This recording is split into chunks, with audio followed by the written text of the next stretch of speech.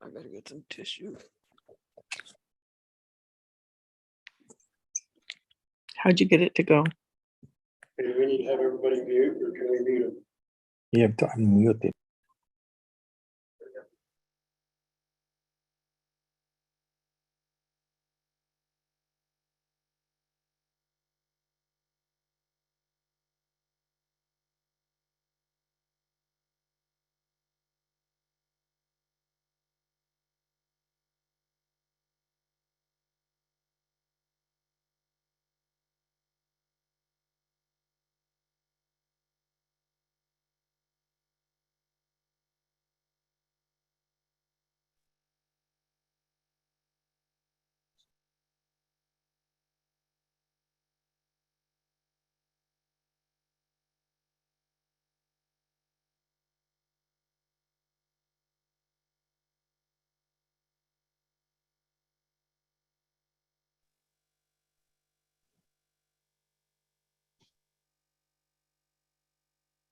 Excuse me, sir, your mic is muted.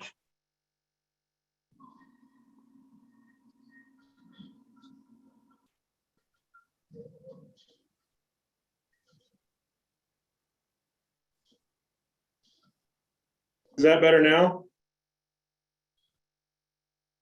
Can you hear me? I can hear you. Yep.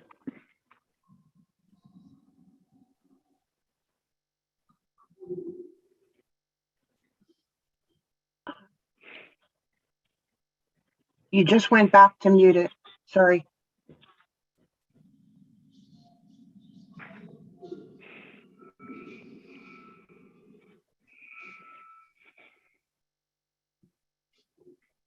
How about now? Yep. Okay. Okay. Kind of the housekeeping rules of kind of how things are going to go today. The case presentation will be given by Detective Rigby and Detective Nate Whitney. We ask that no questions be asked during the presentation. There will be a time after the presentation so that will allow for some questions. If you would like to ask a question, you're going to need to be on Zoom and use the raise your hand option. You cannot ask questions if you are on YouTube. Did I get that right? Okay. Once again, I just want to thank my staff. I want to thank everybody. This has been a long time coming. I want to thank the County Attorney's Office, Christina Sloan, for all her help and cooperation in this. I guess this time I'll turn it over to Carrie and Nate.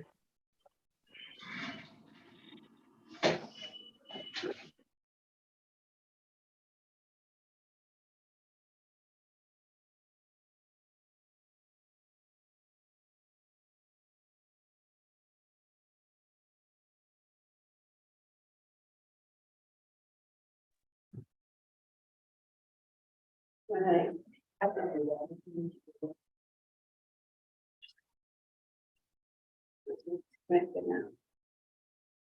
is the same thing. Yep.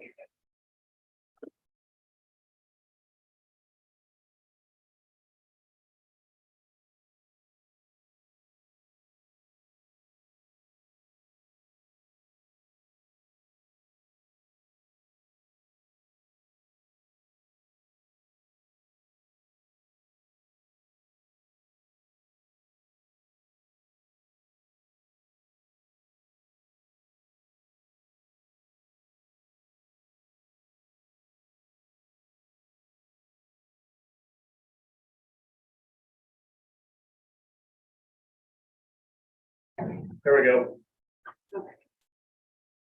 Let's see if this will still go.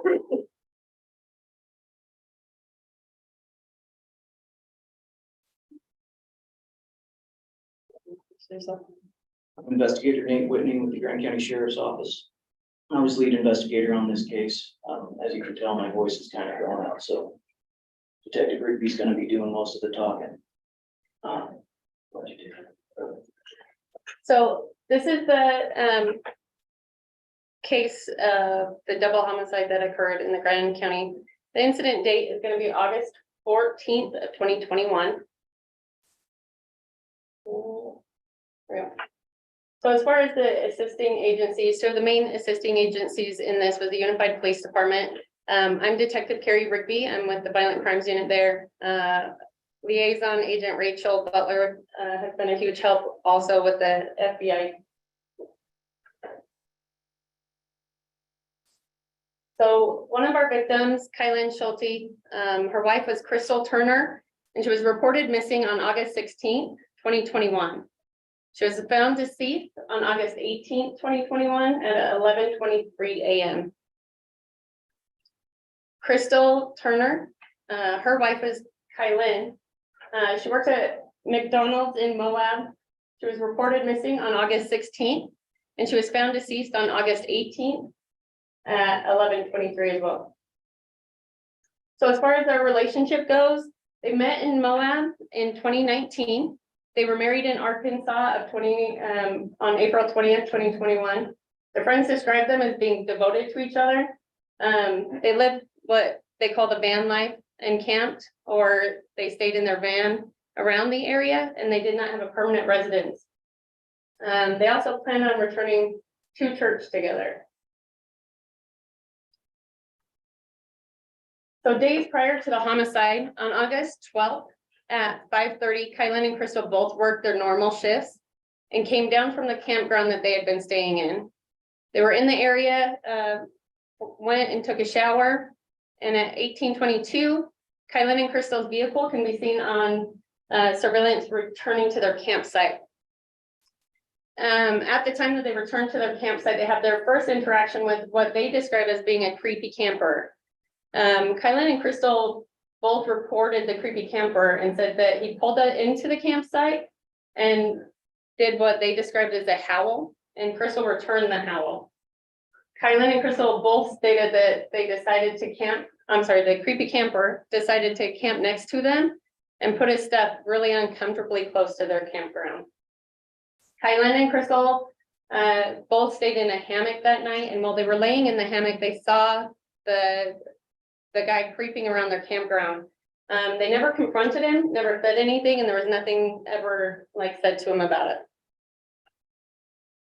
On August 13th, Kylan and Crystal reported the creepy camper left the campground. And just before they were leaving the campground to go meet up with some friends in Moab, they said that the creepy camper returned back to the campground and started unpacking groceries and taking them out of its trunk. Kylan and Crystal both described the creepy camper as being a man with a beard and no shirt. At 17:53, Kylan and Crystal's vehicle can be seen driving down the canyon into Moab. At 17:10, so 7 p.m., they arrived at the get together with their friends. There was no conflicts that night. There was no issues. They were just hanging out with friends. At 8:45, they left the get together, and they made a comment that if they don't show up to work, come looking for them. Kind of joked about it. There wasn't anything really serious in their statements being said, and friends were concerned, but not super worried about it. At 9 PM, they went and hung out with another friend at their house. And they went for a drive and continued to kind of tell this friend about the creepy camper. But again, they didn't seem too worried about the creepy camper, and they wanted to return back up to their campground so they could retrieve the rabbit that they had with them. So the day of the homicide at 12:30, they left the friend's house from Moab and they drove up. So about estimated time would have been about 1:15 that they would have returned to the campground. At 11:48, shots and screams were heard on surveillance in the nearby area. Now, we do have just a prior warning. Some of these pictures and some of the things that you are going to hear from here on out may not be something that you're comfortable with. The next one, you will be able to hear gunshots, and may be able to hear screaming like as previously described. And there are some images that, while they're not obviously terrible images, it could have blood on them. And so if you guys get squeamish, please go ahead and discontinue during that time.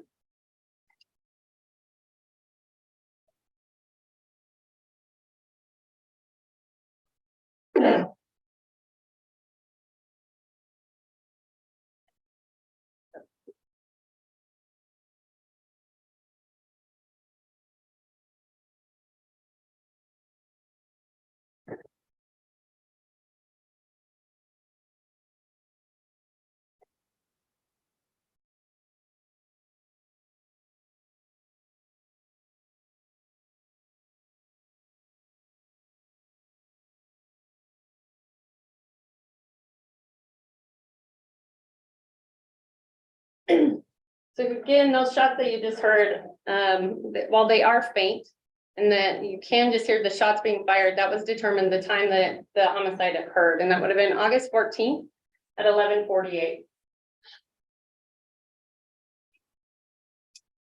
So as far as the days after the homicide, obviously the scene was not initially first located. So at 5:30 on the 15th, Crystal was supposed to show up to work at McDonald's, but she didn't show up. Friends that worked with her assumed that because they were going to start returning to church, that this was something that they maybe just hadn't arranged. She just took the day off so that she could go back to church. So the coworker reached out to her on Facebook, but the messages went out but never were responded to or seen. On the 16th, Crystal again doesn't show up to work at 5:30 in the morning. And on the same day, Kylan doesn't show up to her job. So more messages were sent from friends, from coworkers, and nobody responded back. So a coworker spoke to their management at McDonald's, and it was decided to report both of them missing to police. So at 2:03, Moab Police Department took the report for the two missing persons.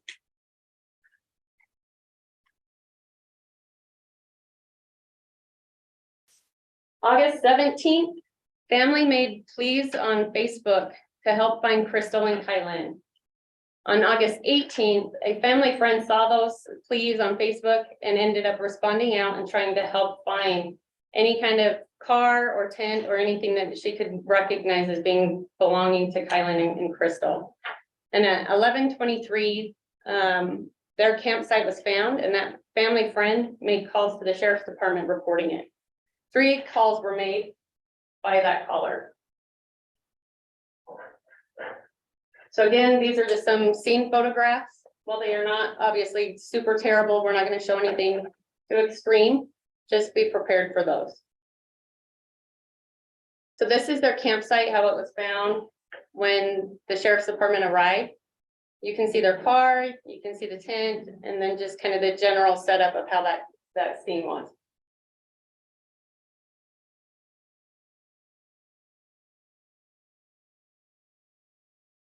This is just an overview, kind of give you an idea of how it's not very close to anything. It's far out from a lot of things. There is, a couple cabins nearby, but for the most part, it's just camping. So in this area, and I apologize for those on YouTube, you can't really see a whole ton. Try to point out that there is 2 trees right here, and that's where this all where they were all camped out. So it's away from the road, it was off the road, difficult to see. Not a lot of people in that area.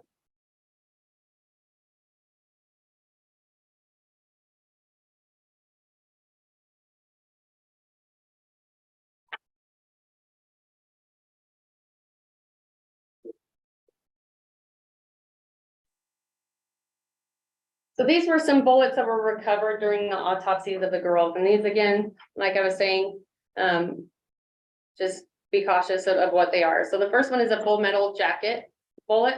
The other three pictures are what we call a critical defense round. So it has a little plastic piece, like a red plastic piece. So while what you're looking at, it's red, that's not blood, that is actually just a plastic piece that is part of a bullet. Very unusual in any kind of situation. For as many homicides as I've done, this was definitely something that I had not seen before in a homicide. So that definitely caught my interest. So some of the key points of the investigation that obviously helped in this situation were the numerous interviews that were conducted. Investigator Whitney, the sheriff's department, they all did a ton of interviews regarding this. They received hundreds of tips from citizens, 44 search warrants, and probably plus more than that, but estimated 44 search warrants were written on this case. And then some of the main information that was gathered on this case was just some of the state and federal crime labs assistant for information. So like what we had already just showed you, the identification of the bullets used in the homicide. So the critical defense rounds, they were identified as Hornady critical defense rounds. And then they also pinpointed some vehicles coming and going from surveillance that was in that area. So the crime labs actually helped us, and they slowed down some of those videos. They actually were able to send some frozen screenshots, I guess, and helped us show us which ones were coming after the homicide occurred. Also the audio enhancement, which you guys have already heard, just of the shots being fired, so that we could hear if there were how many shots were being fired and what we were looking for there. And then the identification of any possible weapons that were used on that scene. So they were able to ID the most likely used gun on that scene.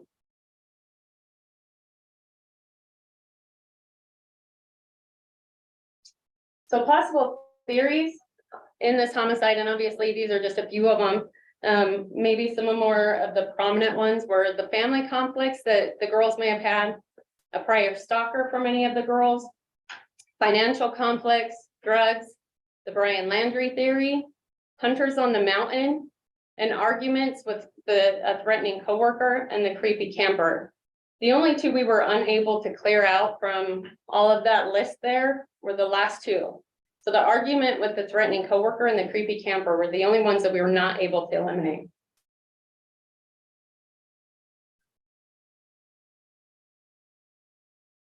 And again, some of the key evidence that came into play from the state crime lab and from the interviews that were done.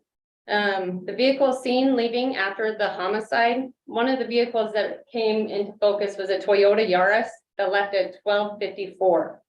The red tipped ammo, the Hornady critical defense round, like I was saying, it's rare that those are used.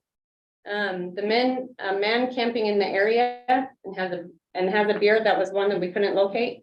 And then a list of possible used guns. And that was listed as being a Glock 17 or 19, and it was a 9mm handgun that was likely to be used.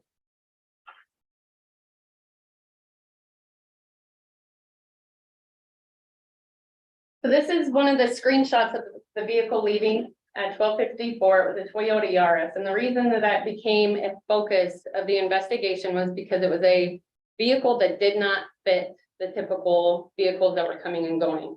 As far as all the other vehicles that were seen coming and going during that time, for the most part, was SUVs, it was trucks, it was a camper trailer.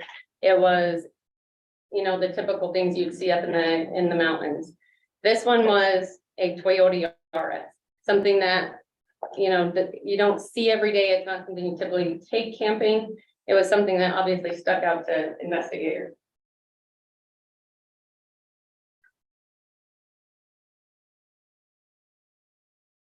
This is Adam Kinkowitz. I apologize if I say that name incorrectly. He was employed with McDonald's. He also lived the van life. He had conflict with workers at McDonald's and became threatening and hostile. He never returned to work after the homicide, never picked up his last check, and he was not responding to law enforcement when they were trying to contact him.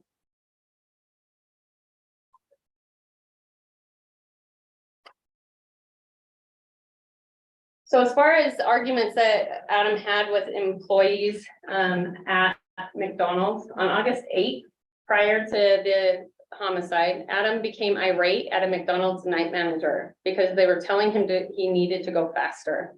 Adam got into this manager space and started making comments and making derogatory comments towards her, specifically about her sexuality.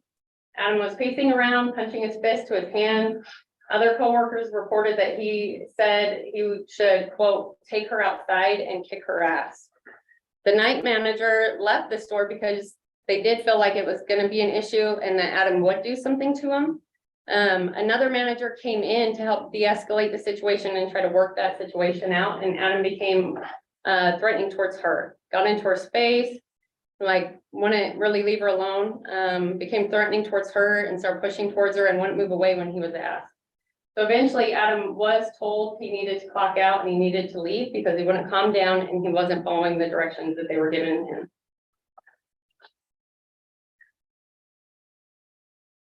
So the conflict with Crystal and Adam, on August 7th or 8th, Adam had seen Crystal walk behind the McDonald's counter. So she started making sandwiches for herself and Kylan, which was a normal practice at that time. Crystal was not in uniform and was calling out to Kylan, asking her what kind of sandwiches she wanted and called her baby. Adam was obviously upset that Crystal was back behind the counter and asked another employee if she can do that. The employee said it was apparent that he was upset that it was Crystal that was behind the counter and that she was making sandwiches for her girlfriend rather than just making food in general. So no one can confirm Adam ever confronted Crystal or ever said anything to her, and it is not believed that there was ever an argument between those two specifically. Crystal and Adam did not work the same shift, so they never had any kind of interactions together. They never crossed paths for the most part. They usually worked opposite shifts of each other. So the only time Crystal may have ever interacted with Adam would have been coming in on her time off to make sandwiches, get ice, things like that. Also during this time, masks were worn during work shifts. It was a requirement by McDonald's. And so there's a good chance that if they did see each other or if Crystal saw Adam, she was not going to recognize him. Adam never returned to get his last paycheck once again, even after the homicide, just after the homicide occurred. So the attempted contact with Adam, eventually Grand County investigators did respond out to another state to try to make contact with Adam for the addresses that they had on file. Adam was not at the listed address and it was found to be old addresses. However, it was located, registration for that vehicle was located, and it was found that Adam owned a 2007 Toyota Yaris, which was sold in Waterloo, Iowa in December of 2021. And that's a photograph of the Yaris next to it. That is not Adam in the Yaris, just so you guys are aware. So investigators made contact with Waterloo Police Department. It was found that on September 24th, it was reported Adam had committed suicide. So Adam had actually shot and killed himself in a motel out in Waterloo, Iowa, using a revolver to commit suicide, and he had used Hornady special critical defense rounds. And that's a photograph of those rounds.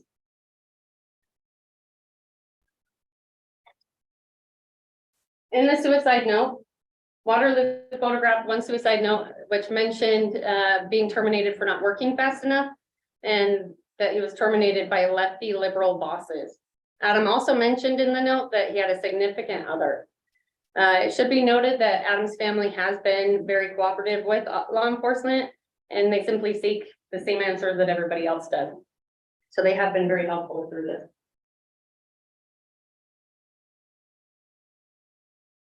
So the Waterloo suicide investigation, after determining Adam's death was a suicide, all of his property was released to his family.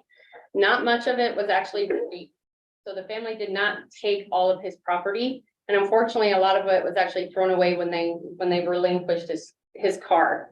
So when they did go and respond out to Waterloo, luckily enough, the family did take 3 cell phones, some paperwork, some safety deposit keys. But the Yaris itself was actually relinquished to a tow company, and everything inside that car was eventually thrown away by the tow company. Prior to it being relinquished, the family did find a bag full of bullets in the car, and they were not documented to be specific of what kind or anything like that. They were just destroyed by the agency out there. Adam's family chose to have his remains cremated at that time.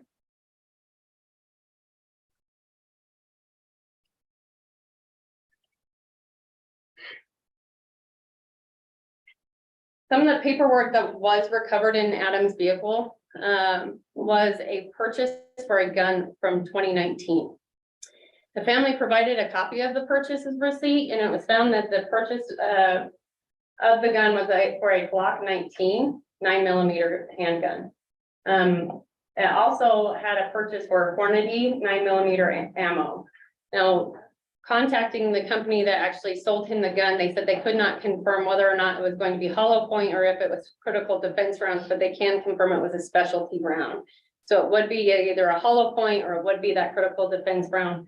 But because of the total, that's how they were able to determine that part. The Remington 9mm ammo was also purchased at that time, which could also match up with the full metal jacket round that was also found during the autopsies. So again, just to point out some of the obvious, the Glock 19 was one of the guns that was labeled as from the state crime lab as being the most likely used gun in the homicide. So as far as Adam's family dynamic, Adam wasn't really on speaking terms with his family. His family did assist him with hotels off and on while he was kind of living that van life. So if it became a necessity, family would try to help him out. And they actually assisted him with the last 2 weeks prior to his suicide while he was out in Waterloo. When he got out to Waterloo, the family was under the impression he was doing well and that he was happy. They said just prior to leaving for Waterloo, they actually received a weird message that they were concerned about. And they had said that they received the message on August 13th at 1:50, and it was a goodbye email saying goodbye to his family.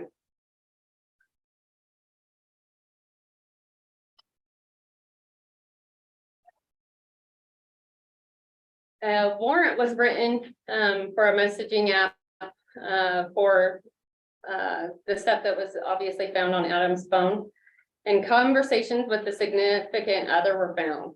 So there were no conversations about the shooting or murders at all. And it was noted that any conversations during the 14th and the 16th were completely non-existent. There was absolutely no communication on his phone. There was nothing on any kind of social media, anything on the messaging app, nothing during the 14th and 16th. So on the 16th, Adam's phone goes live again using a local Wi-Fi at a business nearby. So the text now does also reveal that on August 24th, he leaves for Waterloo, Iowa to go and be with his significant other. The conversations also reveal that during the time that he is out in Waterloo, that the relationship appears to kind of be up and down just prior to his suicide. So the cell phone downloads, once we were able to actually get into them, obviously his family were nice enough to hand those over to us and let us use those. They deleted most of the, he deleted most of them. So Adam deleted most of the content on those phones on August 26th and downloaded an encryption app in an attempt to delete anything else from there. So he deleted all photographs of himself out in Moab. Whether it was just something of him sitting there, it didn't really matter. He deleted them. And it was during that same time period that he deleted it. It was after the homicide. We also located some memos and screenshots inside his phone. Some of those memos and things that he was looking at showed extreme signs of racism. And the notes showed huge signs of problems with anger. So we also located an encrypted email that we were unable to get into just because of the time passed. We found notes in his phone that actually mentioned the area of the homicide occurred, but it was documented months prior. So he was familiar with that area. He had been in that area to camp. But it was just months prior that he had been documenting those. The notes talked about inside his phone, there were also notes and memos about raping and killing other people and how it was a constant thought in his mind. He also deleted and got rid of any of his Google history and his Google accounts and Facebook accounts just prior to his suicide. So these are just some screenshots from his phone. So these are just some like articles he had screenshot about the bullets that we were actually looking into, and then also the same gun that we were also investigating.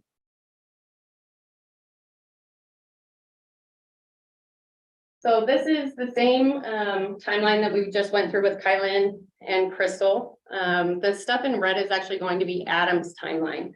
So I'm not going to reiterate the same things of what Kylan and Crystal were doing. I'm just going to show you where Adam kind of fits in there and point out the main key points. So on the 12th, Adam goes and takes a shower and responds about a text. So nothing huge on that one, but just documenting where he was. On the 13th, Crystal and Kylan reported that the creepy camper left the campground.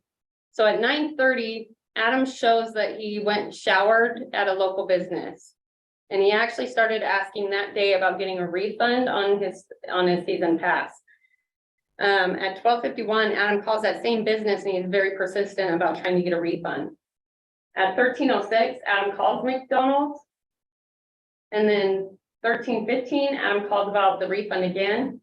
At 13:50 is when Adam sends the goodbye email to his family that reads, "Goodbye, brother." At 13:57, Adam goes to the local market around here and actually spends just under $50 for groceries. At 2:04, Adam purchases $24 in gasoline. And then at 15:34, a black Toyota Yaris is seen driving up towards the campsite. Kylan and Crystal said just before leaving, which would have been at 5:53 is when they left. They said that the creepy camper showed up to their campsite and was taking groceries out of the car. So again, 8/13, 2021, 3:34. That's a picture of a vehicle that was headed up there. That is the vehicle in the Unified Police Department evidence lot. And then the one just on the right is going to be the same vehicle leaving just after the homicide.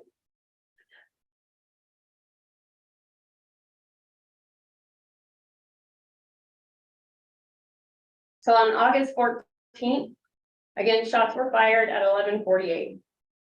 The Toyota Yaris is seen going down the canyon at 12:54.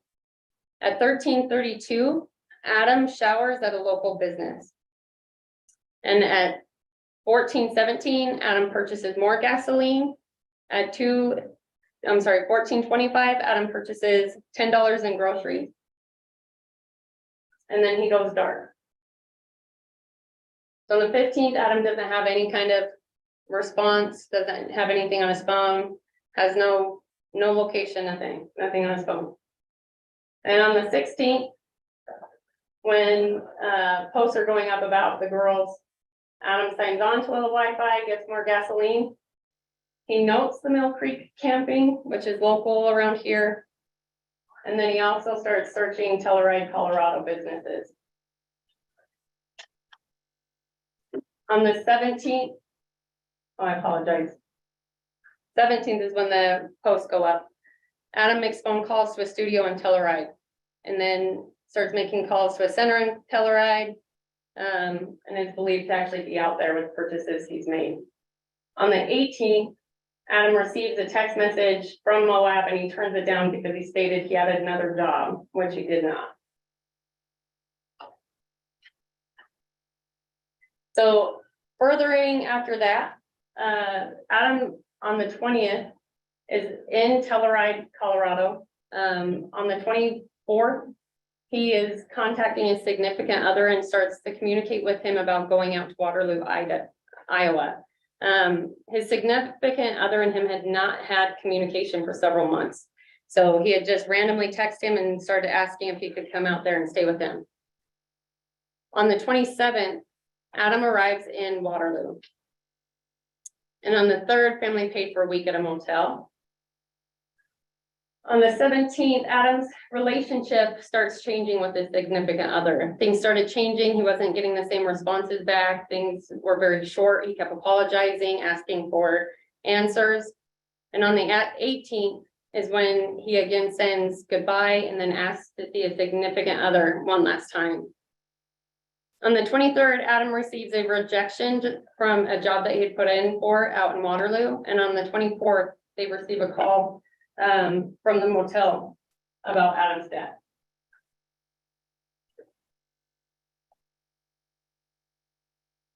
So we were able to locate the significant other and we were able to go and talk to him. He was very forthcoming. We had already cleared him and knew that he was not in the area. But once we started talking to him, initially his very first thing was that he knew why we were there. When we asked why he thought we were there, his statement was because Adam had killed 2 people in Utah. The SO said Adam had told him that he had killed the 2 people and that they were women. He said that Adam shot the women while they were in the tent, and that Adam had thrown the gun that he had used to shoot him somewhere, but he wasn't sure of where he had thrown it. He said that he also shot one of the women because shot them both because one of the women that was there was a woman that he worked with, and he didn't like her because she was bossy.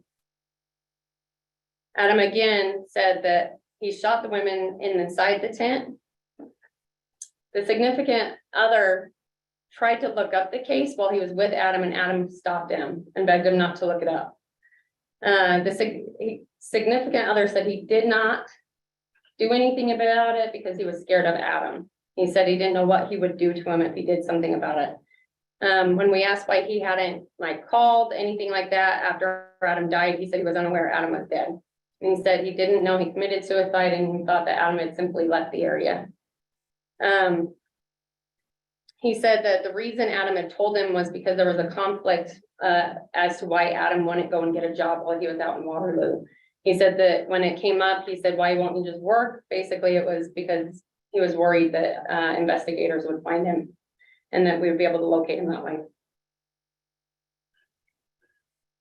So some of the information that we were able to verify from the significant other statement, obviously there was some information that he gave us that was not released, which is what we have talked about.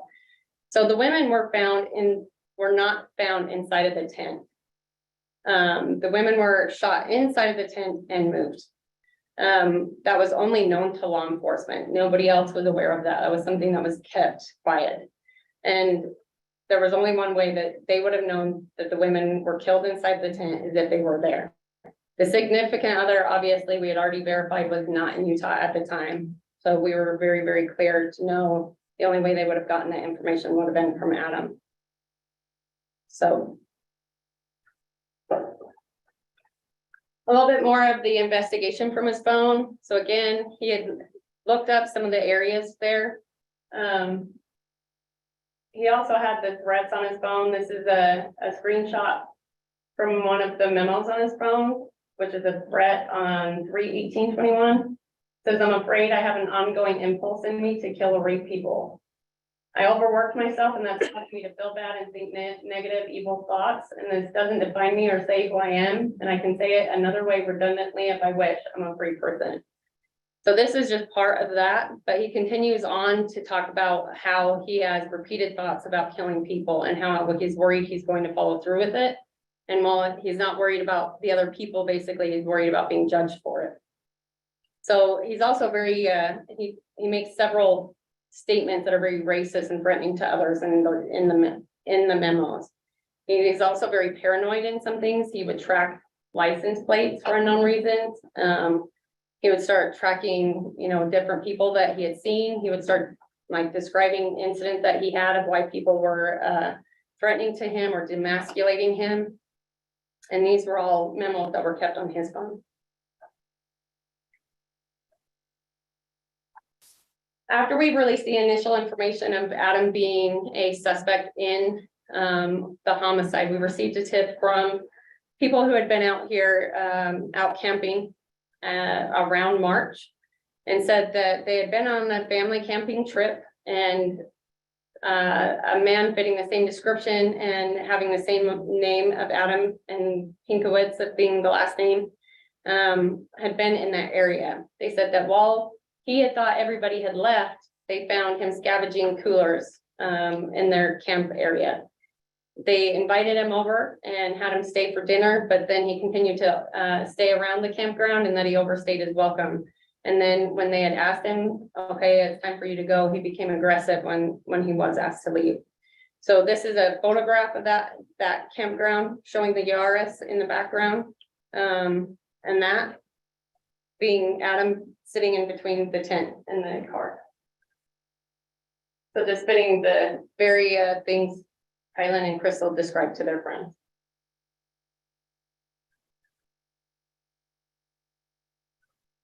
So a lot of just the information, and I'm sure there's going to be lots of questions. So how do you want to do that? Just go ahead and we'll open it up to investigators.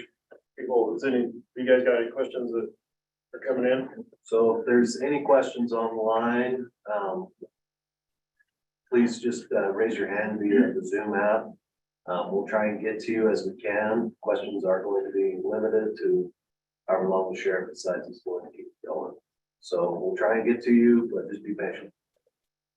I think it would be helpful to talk about other potential suspects and eliminating the process, going through to eliminate those. Yeah, for sure. So a lot of them, obviously, we were able to eliminate with like Google timelines or CDRs on their cell phones, or just simple, witness testimonies. There was a lot of those as well. A good portion of them came from, I think probably the witnesses seeing them elsewhere, or they were able to be clarified. The bigger ones that I know were questions with Brian Landry. We had talked to them, and we were actually able to clear him because he was on his way up to see, from what my understanding was, Petito's family. So they were on their way to go meet up with hers. So he wasn't in the area, he wasn't nearby. He was, I believe, 2 hours away from here. So, but just different ways that way. So cell phones, Google timelines, electronic in general. So.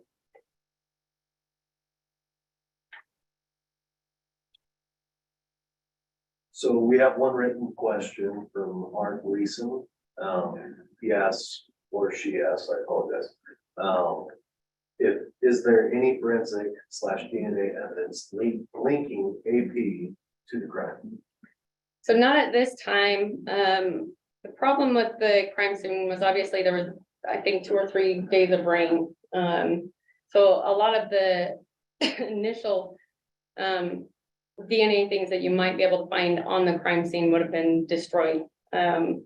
As far as the car goes, we had the car towed and everything else, but it had been passed through several different owners by that point. And so a lot of the elimination and things have kind of taken place there.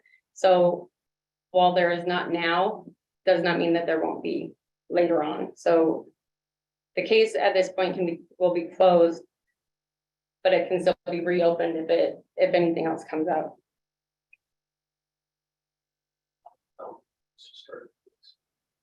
So Jordan Miller has a question, has their hand raised. Go ahead, Jordan Miller. Yeah, I'm Jordan Miller with the Salt Lake Tribune. I was just curious, is the evidence shown today enough to conclusively close the case, or what does that look like going forward to rule what actually happened here? So as far as if obviously he was alive, this would be a situation where we have enough to place him under arrest, and we feel like we would be able to take him to trial and get a guilty conviction. So the case will be closed. Obviously, like any other case, whether we make an arrest or not, if something does come up and it needs to be further investigated, we can always do that.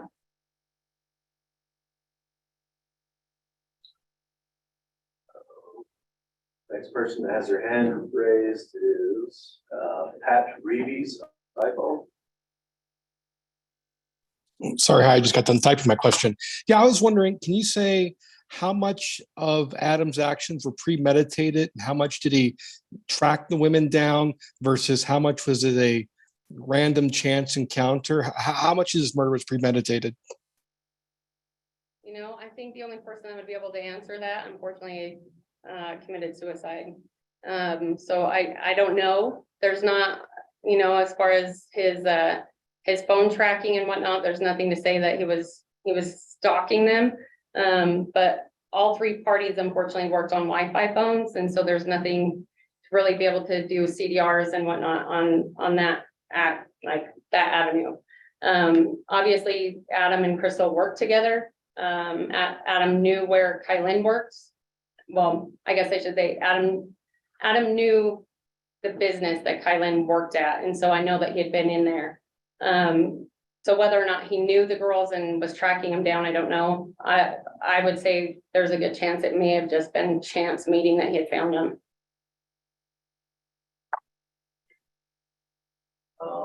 One written question by Marlene's iPhone. Was Adam questioned by the PD prior to leaving Moab? No, he was not.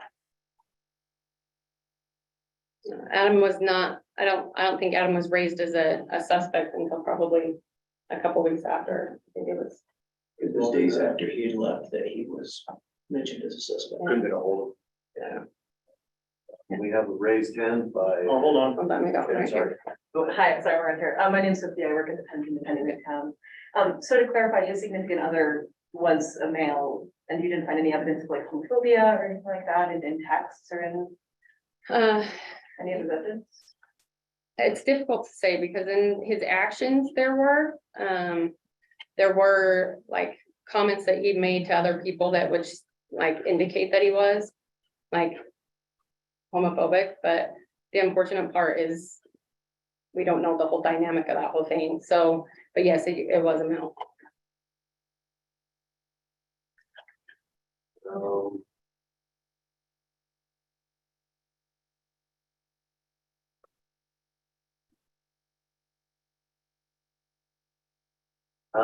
So the next hand raised, I apologize if I mess up your name, is Mathilde Gabi. We'll unmute you and ask your question. Hi Go there, ahead. this is Lee here. Thanks so much. I'm with Fox 13. My question is basically, what was the time from Adam committing suicide and authorities there finding his body to local investigators here reaching out and finding out that he had committed suicide by that point?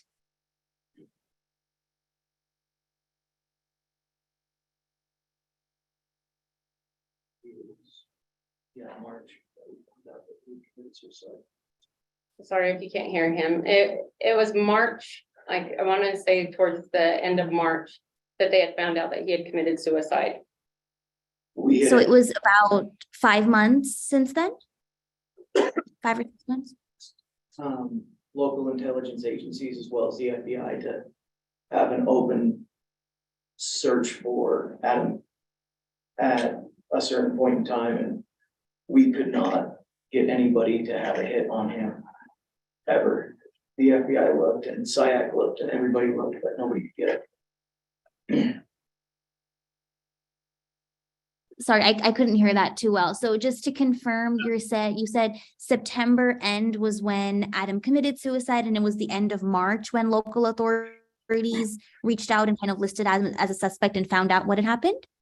No, so Adam was listed as a suspect probably what 1 or 2 weeks after the homicide happened. No, he wasn't, he was a person of interest. Well, yeah, sorry, person of interest. Let me correct that. So he was a person of interest in, I mean, one of many at that point. Right.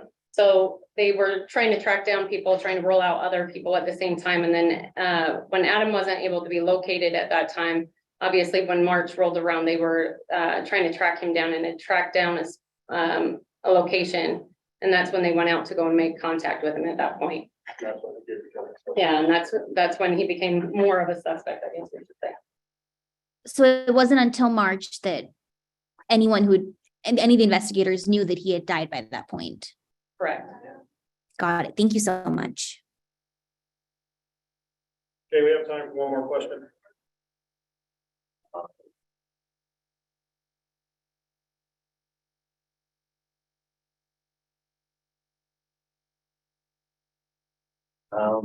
Nancy Corey, wrote, when he bought groceries that night of murders, wasn't cameras looked at, especially, since the girls said he bought groceries back, that a given clue, right? That's a given clue right there.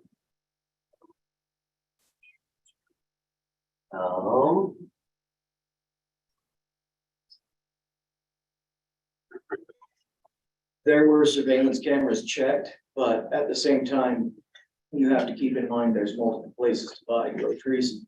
And we're looking for a bearded man in Moab, Utah on that given date. There's a lot of those. So this is more of a question, sorry. Diane Edwards, is there DNA taken of this family to rule out the possibility of Adam having committed previous physical attacks or other possible murders? Not from his family, no. We're pretty sure we had, well, yes, it can be do. We have his DNA. So that's still being looked at. Okay, at this time, that'll wrap up this presentation. Once again, I'd like to thank the investigators for all their hard work. Once again, my staff. Just so everybody knows, this presentation will be posted back up online, so it can be reviewed by other people. That give us probably a day or two to get it up. Anybody with any further media questions can direct them to Captain Shan Hackwell of the Sheriff's Office, and we will get them answered as quickly as possible. So I'd like to thank everybody again and have a happy new year. Thank you.